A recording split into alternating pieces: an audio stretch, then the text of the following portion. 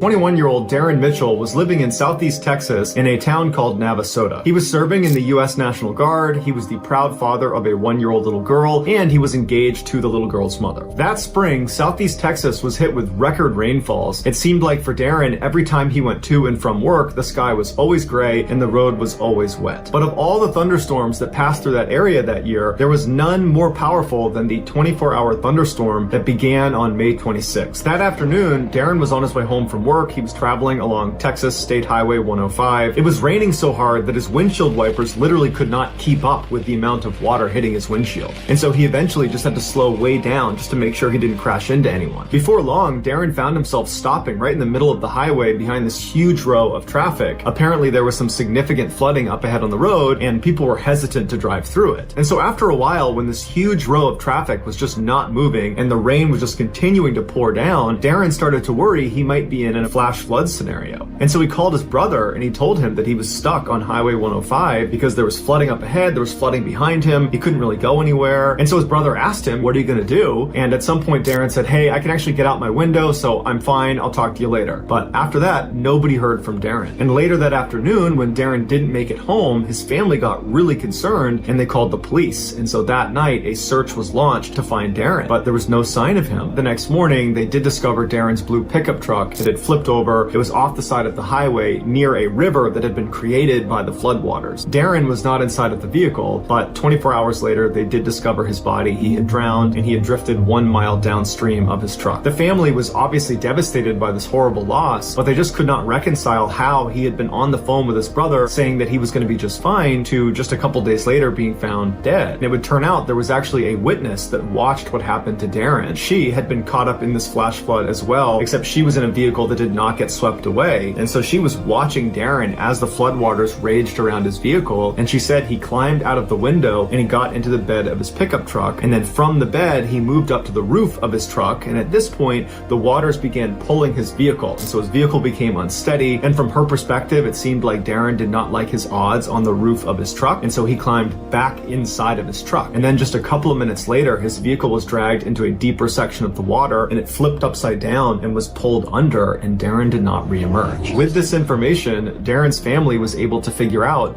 that when Darren climbed back into his truck, right before it flipped over, he posted something to Facebook that now, looking back at it, is unbelievably haunting.